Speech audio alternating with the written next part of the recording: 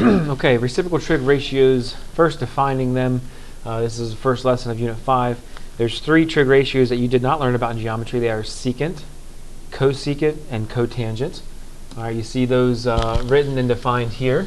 Okay, secant, which is represented by SEC, all right, is the reciprocal of cosine. So if cosine was adjacent over hypotenuse, secant will be hypotenuse over adjacent. All right, simple as that. Cosecant, represented by the CSC, is the reciprocal of sine, and cotangent, represented by COT, is the reciprocal of tangent. Now this is a little tricky because on your calculator, if you take that out and look at it right now, you're not going to see secant, cosecant, and cotangent.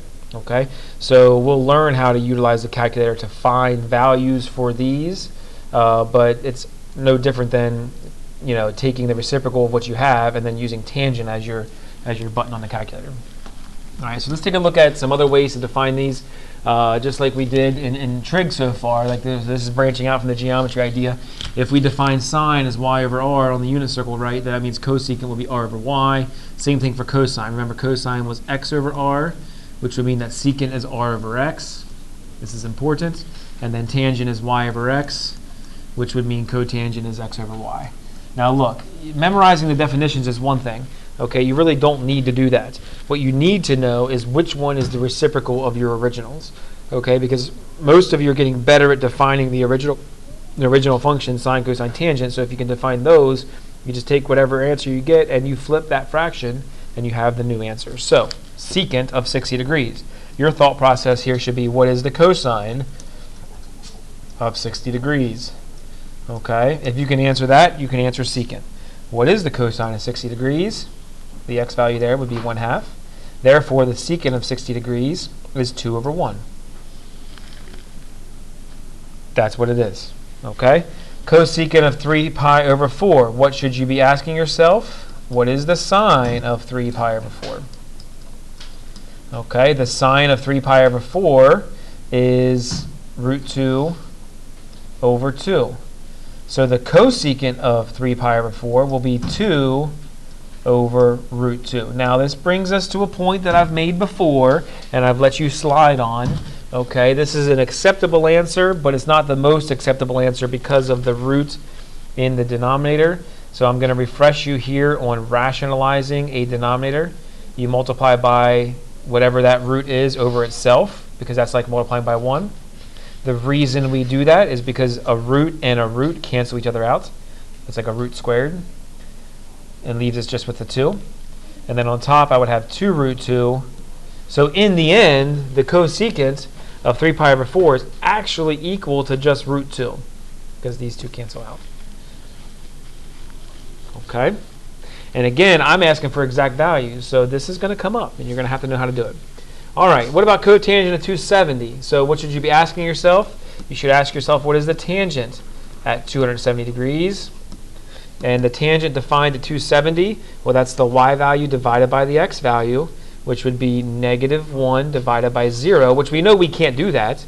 But when I take the reciprocal of it, I get 0 over -1, which equals 0 for the cotangent 270. Let's take a look at some more examples. Find the exact value of each expression below. So again, we're going to tie in what we used to do in previous units there with the angles bigger than 2 pi. So 17 pi over 6. So you have two things here. First of all, you're going to find the tangent first. And what are you going to find the tangent of? Well, we got to reduce this 17 pi over 6 to something that is more reasonable, and that is 5 pi over 6. That's what it's equivalent to. How am I doing that? That lesson's been taught. Okay, I'm subtracting 12, okay, from that because that's 2 pi. That's where I got the 5 pi over 6. So first define tangent at that location, and tangent is y, 1/2, over x, root 3 over 2. Okay, now you can do two things. You can either get rid of your fractions inside of fractions first, or you can take the reciprocal and then simplify. It's up to you. But let's see here. If I rewrite this using my multiply by the reciprocal technique, all right, I actually get 1 over root 3 for the tangent, but the cotangent then would be root 3 over 1. Okay, so again, we're relying very heavily on our original 3 to get our answer for our new 3. What about the cosecant of negative 5 pi over 3? Well, negative 5 pi over 3 backwards is actually the same as finding the sine of pi over 3. Okay, so the sine of pi over 3 is going to be root 3 over 2 on my unit circle. And again, how am I doing that? I'm going backwards 5 pi over 3. Okay, or I'm finding 5 pi over 3 and flipping it. Okay, either way. The reciprocal of that is going to be 2 over root 3. But again, I cannot leave that as my answer because of the root in the denominator, so I rationalize. It's not that hard to do. There's actually a pattern. Once you figure it out, you'll be fine. I end up with 2 root 3 over 3. These 3's can't cancel because one of them's in a root for my cosecant. And finally, my secant here of 45 degrees. I want to ask myself, what is the cosine at 45? Cosine at 45 is root 2 over 2. If I take the reciprocal of that, I'll get 2 over root 2. And if I rationalize, you're going to see this a lot because of the reciprocal idea. There are going to be a lot of roots in the denominator, so you'll get used to it. So my roots cancel, and I get a 2, which is going to cancel with this 2, and root 2 is my best answer. And there's one more style of problem you will see, so I'm going to move on to that. And that is this example here, where I define one trig value for you, and I ask you to define the 5 remaining trig values. This type of example is going to require a picture.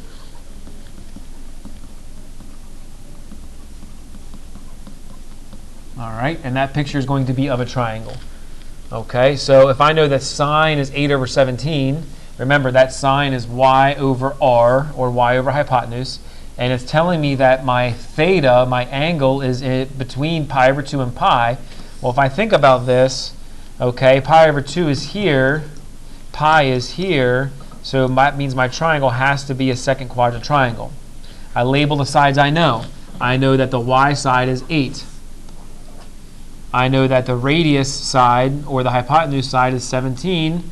I have to find the third side, the x side. So you can use Pythagorean theorem to do that. Or you could know that this is a Pythagorean triple, and 8, 15, 17 is that triple. And from there, I want to define my 5 remaining trig ratios. So usually I just define all 6. Okay, I list them out. That way I don't have to worry about forgetting one. I define my original 3 first, because then all I need to do is find the reciprocal of each of the remaining ones to complete my answer. So the sine was given, so everybody should get at least 1 out of 6 on this problem because I give you 1. Cosine is x, I would goof that up, that's negative 15, remember, because it's in the second quadrant. So cosine will be negative 15 over 17, and tangent is y over x, so 8 over negative 15. To get my reciprocals, I just take the reciprocal. So I get 17 over 8, 17 over negative 15, and negative 15 over 8. All right, so again, setting up this problem requires a picture. Okay, this tells you where to draw the picture. All right, which quadrant. And then this tells you how to label your triangle. You have to always find the third side. All right, using Pythagorean theorem. And then from there you can define your trig values.